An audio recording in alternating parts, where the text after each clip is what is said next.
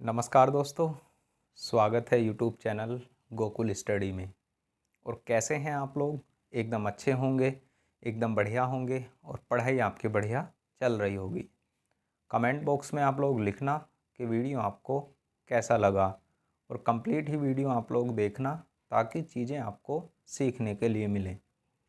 आज हम लोग बात करने वाले हैं किसके बारे में? आज हम लोग बात करेंगे केंद्रीय सूचना आयोग होता क्या है, उसके बारे में हम लोग बात करेंगे।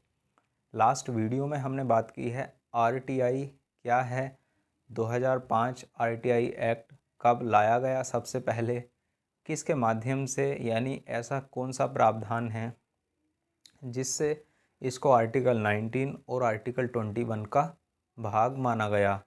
उसके बाद हम लोग यहाँ पर बात करें आरटीआई एक कैसा अधिकार है, तो वहाँ पर आप लोग याद रखना, कल नहीं बताया हो तो मैं आपके लिए बता रहा हूँ कि आरटीआई एक विधिक अधिकार है, कानूनी अधिकार है। किस प्रकार से हमारे यहाँ पर आवेदन किया जाता है पीआईओ के पास, और पीआईओ अपील नहीं सुनता है तो वहाँ अपीलीय अधिकारी के पास क्या की जाती है, अपील की जाती है। और यदि अपीलीय अधिकारी भी अपील नहीं सुनता है, उस पर कोई कार्यवाही नहीं करता है, तो उसके लिए बनाए गए हैं केंद्रीय सूचना आयोग और राज्य सूचना आयोग। तो आज हम लोग बात करेंगे केंद्रीय सूचना आयोग के बारे में। कब इसकी स्थापना की गई, यहाँ पर कितने सदस्य होते हैं, इस आयोग में कितने सदस्य होते हैं, उनकी क्या योग्यताएं होती हैं, उनकी नियुक्ति किस प्रकार की जाती है, उसके बारे में हम लोग बात करेंगे। तो कंप्लीट ही आप लोग देखना और आप लोग समझना।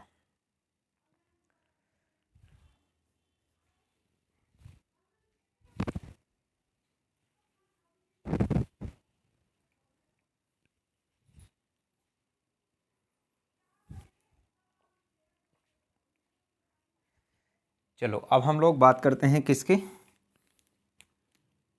केंद्रीय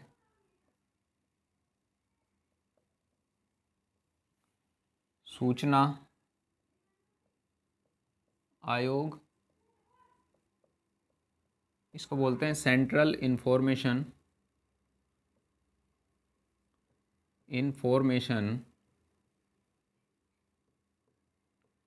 कमीशन। CIC हम लोग इसको कहते हैं, सेंट्रल इंफॉर्मेशन कमीशन। और इसकी स्थापना कब की गई थी उसकी हम लोग बात करें। इसका कार्य क्या है, अपीलीय अधिकारी के विरुद्ध अपील करना। आगे मैं लिखवा भी दूंगा, इसके कार्य लिखवाऊंगा भी। तो इसकी स्थापना की हम लोग बात करें, इसकी स्थापना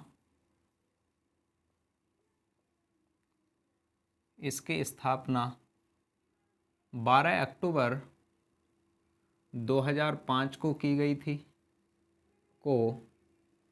गई थी। इसमें कितने सदस्य होते हैं, तो इसमें एक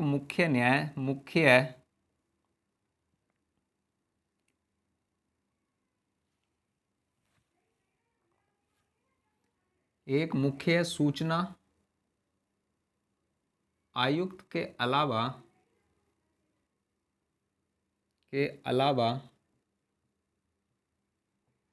10 अन्य सूचना आयुक्त होते हैं।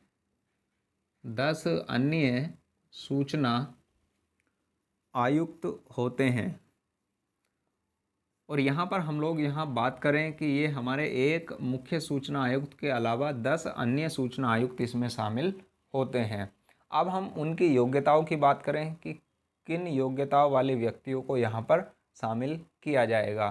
तो योग्यता की हम लोग यहाँ पर बात करते हैं। तो क्या योग्यताएं उनके पास होनी चाहिए, तो योग्यता के बारे में प्रावधान किया गया है। विधि या फिर कानून का जानकार व्यक्ति, विधि या कानून का जानकार व्यक्ति,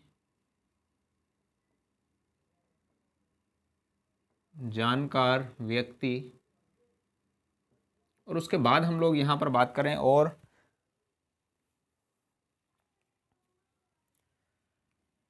प्रशासन, कोमा सामाजिक सेवा, सेवा,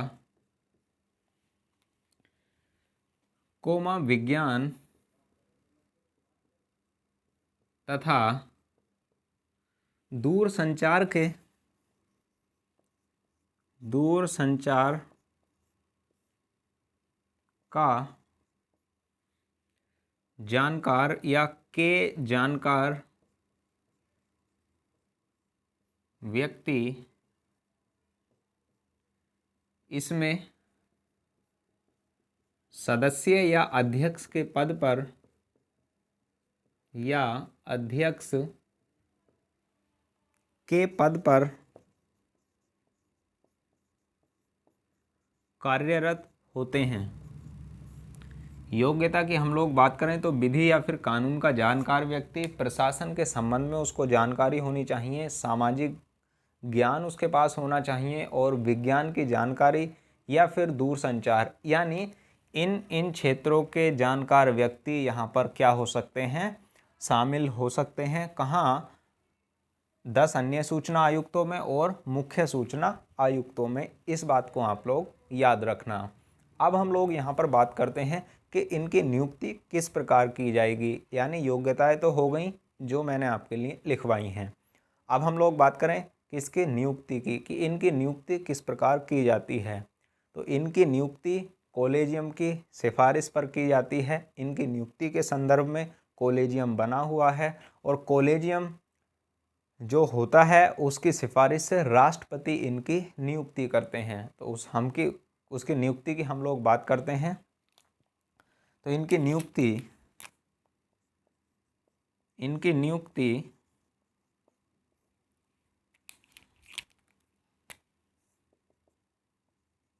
कॉलेजियम की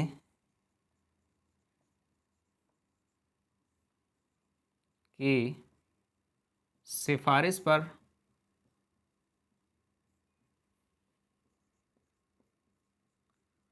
राष्ट्रपति द्वारा की जाती है।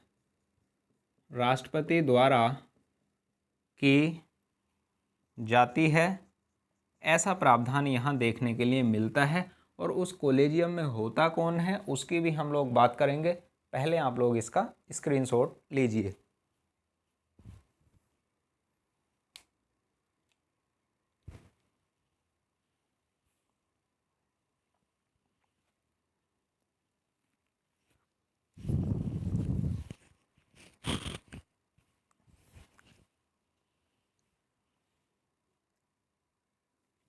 लिया होगा आपने स्क्रीनशॉट, और वीडियो को आप लोग शेयर किया करो यदि आपको लगता है क्वालिटी बेस्ट है और कंप्लीट हम लोग पढ़ते हुए चल रहे हैं, तो आप लोग इसको शेयर किया करो। इतना बेसिक से हम लोग पढ़ते हुए चल रहे हैं, कोई भी आपका एग्ज़ाम में सवाल आएगा और छूटेगा नहीं यदि आप लोग पढ़ते हैं तो। अब हम लोग बात करते हैं कॉलेजियम की। उस कॉलेजियम में होता कौन कौन है।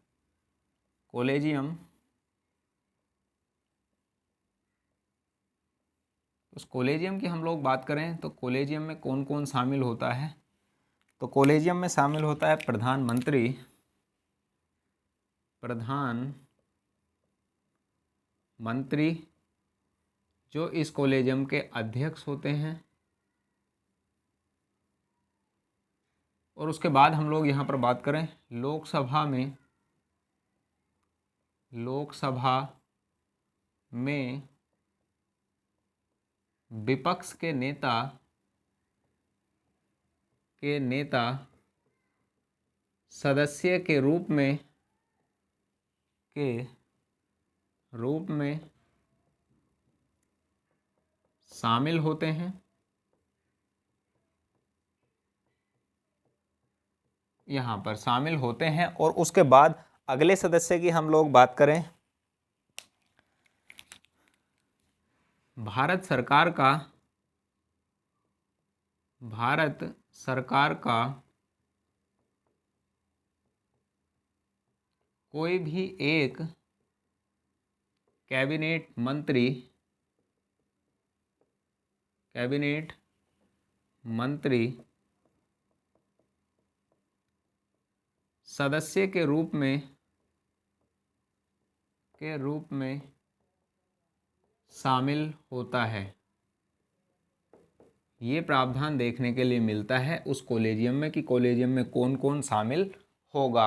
अब हम लोग यहाँ पर बात करें कि हमारे पास कॉलेजियम है, कॉलेजियम में प्रधानमंत्री शामिल हैं, लोकसभा में विपक्ष के नेता सदस्य के रूप में शामिल हैं और कोई भी भारत सरकार का कैबिनेट मंत्री। अब यहाँ पर हम लोग बात करें किसके संबंध में कि इनका कार्यकाल कितना होगा, यदि कार्यकाल जो सदस्य बनते हैं या फिर अध्यक्ष बनते हैं उनका कार्यकाल कितना होगा। तो ध्यान देना आप लोग, कार्यकाल के बारे में हम लोग बात करें।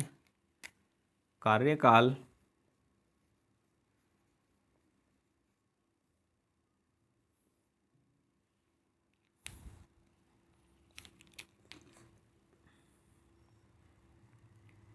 इनका कार्यकाल 5 वर्ष होता है, 5 वर्ष होता है या सेवानिवृत्ति की आयु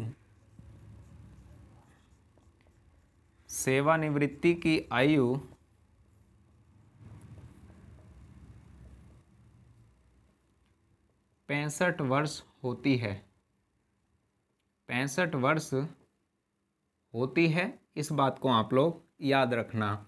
अब जैसे हमने बात की कि हमारे पास जो यूपीपीएससी होता है या फिर लोक सेवा आयोग है, वहाँ पर सदस्यों को अध्यक्ष बनाया जाता है, तो वहाँ उनको अलग से पुनः कार्यकाल प्राप्त होता है 6 वर्षों का।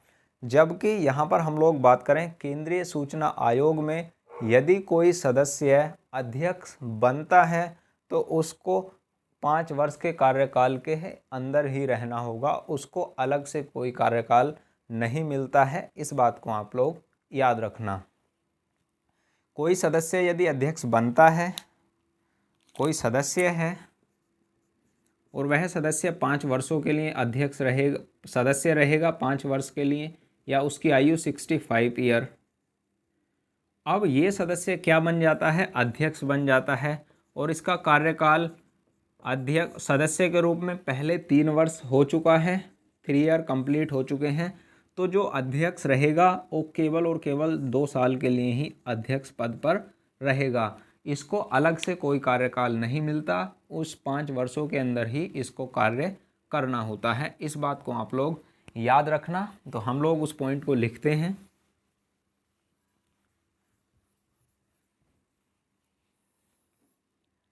यदि किसी सदस्य को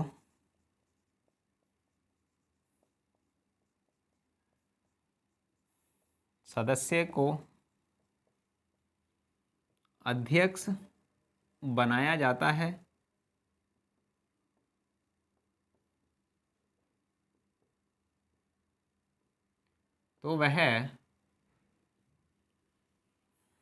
तो उसको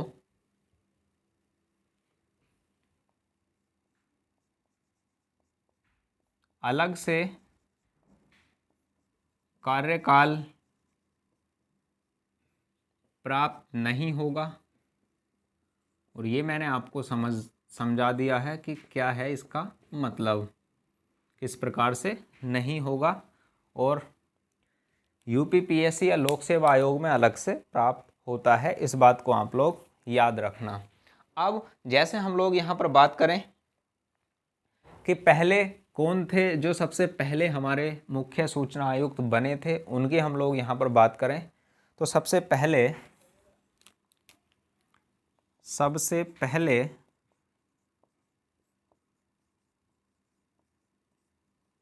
मुख्य सूचना आयुक्त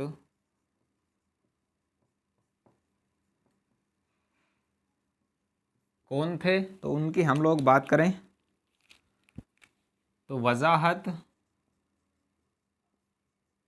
हबीउल्लाह पहले क्या थे, मुख्य सूचना आयुक्त थे। और हम लोग बात कर लेंगे कि पहली महिला कौन थी जो सबसे पहली मुख्य सूचना आयुक्त बनी है। तो पहले आप लोग इसका स्क्रीनशॉट लीजिए।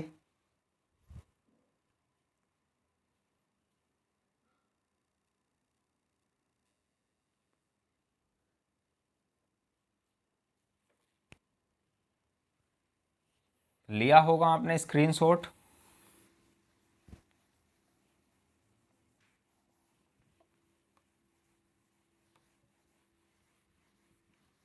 पहली महिला की हम लोग बात करें, पहली महिला सूचना आयुक्त कौन थी?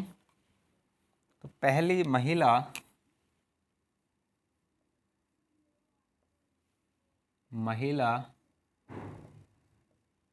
मुख्य सूचना आयुक्त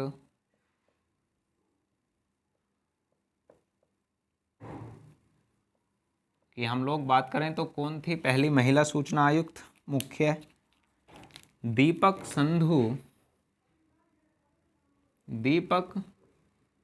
संधू पहली महिला मुख्य सूचना आयुक्त थी।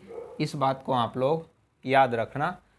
तो महिला के रूप में कार्यकाल किसका रहा था? दीपक संधू का मुख्य सूचना आयुक्त के रूप में। अब हम लोग यहाँ पर बात करें इनका दर्जे की, हम लोग बात करें कि इनका दर्जा क्या होता है, कि जो मुख्य सूचना आयुक्त हैं इनका दर्जा किसके बराबर होता है, कैसे इनको सैलरी मिलेगी, इनके संबंध में वहाँ दर्जा किसके बराबर है, उसकी हम लोग बात करें। तो इनके दर्जे की हम लोग बात करें तो ध्यान देना आप लोग, दर्जा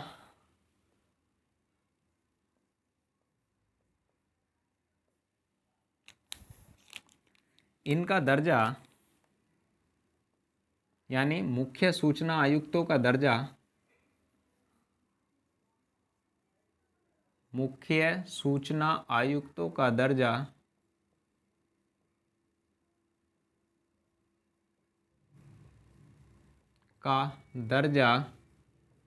किसके बराबर होता है? तो मुख्य निर्वाचन आयुक्त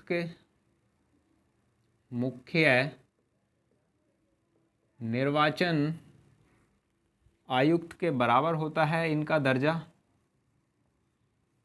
और अन्य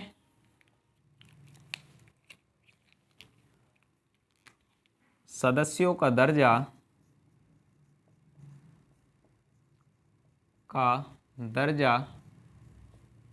निर्वाचन आयुक्तों के बराबर होता है। निर्वाचन आयुक्तों के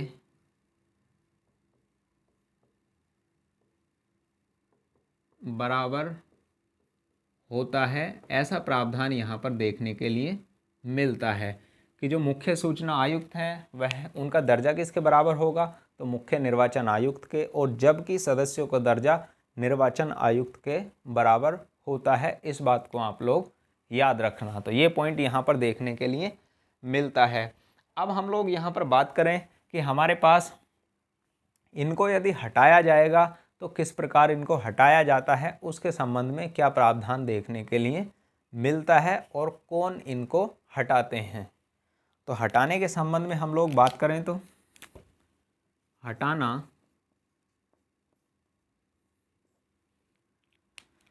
तो हटाता कौन है? वही राष्ट्रपति इनको हटाते हैं। जब नियुक्त राष्ट्रपति करते हैं तो इनको राष्ट्रपति के द्वारा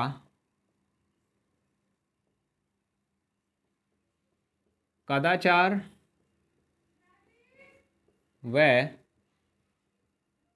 अक्षमता के आरोप पर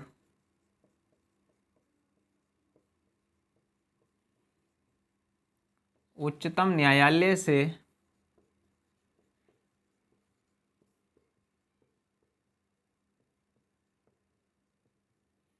करवाई गई जांच के आधार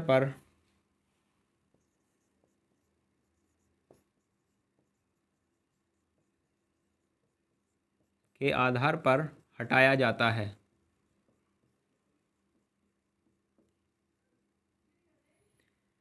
कौन हटाते हैं इनको? राष्ट्रपति हटाते हैं। और किससे जांच करवाते हैं? सुप्रीम कोर्ट से इनके संबंध में जांच कराई जाती है। तो इस बात को आप लोग याद रखना। हटाने के संबंध में ये प्रावधान यहाँ पर देखने के लिए मिलता है। अब हम लोग यहाँ पर बात करते हैं इनके कार्य के संबंध में कि ये करते क्या हैं। इनको बनाया जाता है तो इनका कार्य क्या है। तो कार्य की हम लोग बात करते हैं।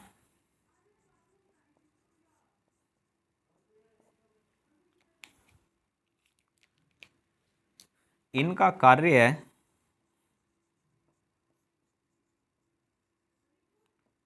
अपीलीय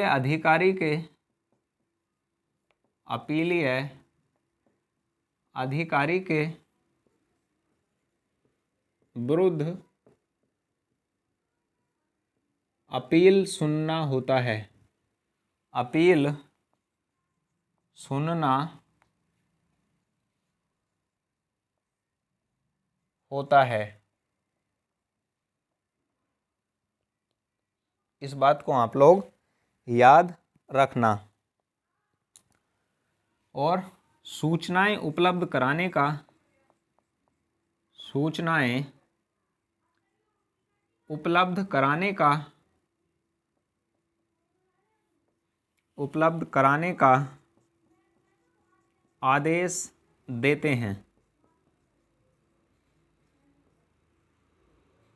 आदेश देते हैं।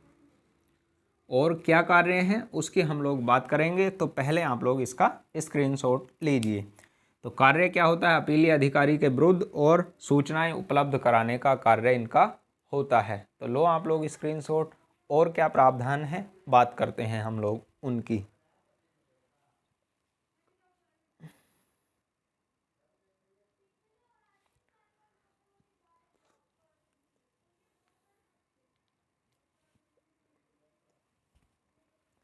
लिया होगा आपने स्क्रीनशॉट।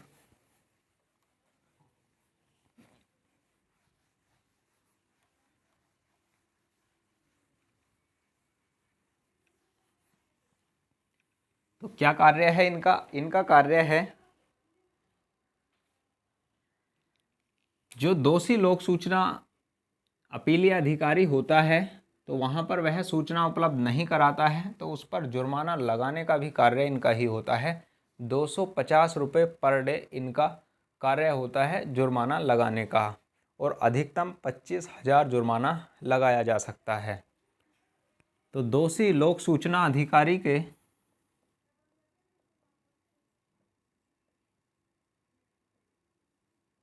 लोक सूचना अधिकारी के खिलाफ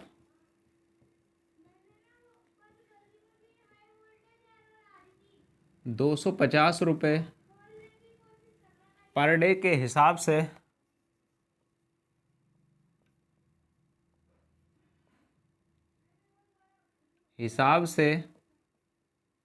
अधिकतम 25,000 रुपये का जुर्माना लगाया जा सकता है। ऐसा प्रावधान यहाँ पर देखने के लिए मिलता है। दोषी लोक सूचना अधिकारी के खिलाफ 250 रुपये पर डे के हिसाब से अधिकतम 25,000 रुपये जुर्माना लगाया जा सकता है इनके द्वारा।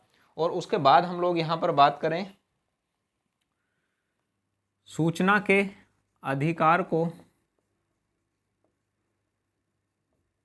सूचना के अधिकार का प्रचार व प्रसार करते हैं।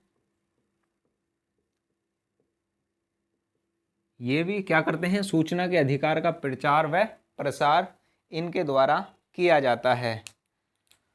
और उसके बाद यहाँ पर हम लोग बात करें इनको क्या शक्ति प्राप्त है, तो इनको शक्ति भी प्राप्त होती है। जो दोषी लोक अधिकारी होता है उसके खिलाफ CPC 1908 के तहत क्या कर सकते हैं? समन जारी करने का अधिकार होता है। और उसके जो भी गवाही है, गवाही की ऑडियो वीडियो रिकॉर्डिंग करने का अधिकार इनके पास होता है। तो शक्ति की हम लोग बात करें, शक्तियाँ, इनकी क्या शक्तियाँ होती हैं?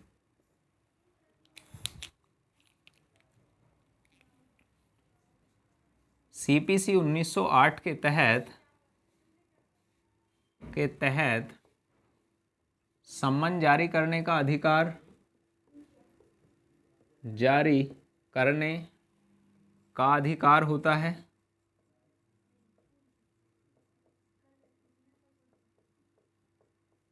इस बात को आप लोग याद रखना। शपथ पत्र पर गवाही लेने का अधिकार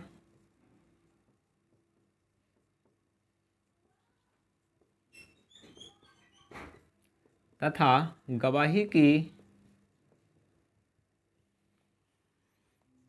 ऑडियो वीडियो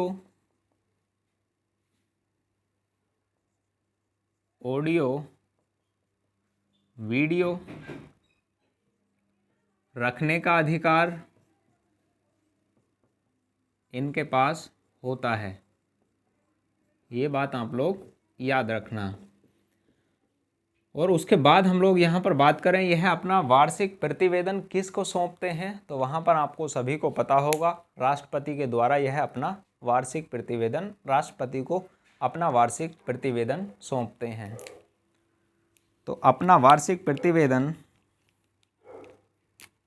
यह अपना वार्षिक प्रतिवेदन या फिर रिपोर्ट जिसको हम लोग बोलते हैं प्रतिवेदन, राष्ट्रपति को सौंपते हैं। इस बात को आप लोग याद रखना। ये सारे के सारे पॉइंट किसके संबंध में थे? ये थे केंद्रीय सूचना आयोग के बारे में जो हमने बात की है कंप्लीट। कोई पॉइंट आपको नहीं समझ आए तो आप लोग कमेंट बॉक्स में लिख सकते हैं। और कैसा लगा वीडियो आपको, कमेंट में तो आपको लिखना ही है। फिर मिलते हैं हम लोग नेक्स्ट वीडियो में। तब तक के लिए आप लोग पढ़ते रहिए, मस्त रहिए, ज़बरदस्त रहिए। Thank you, all the best.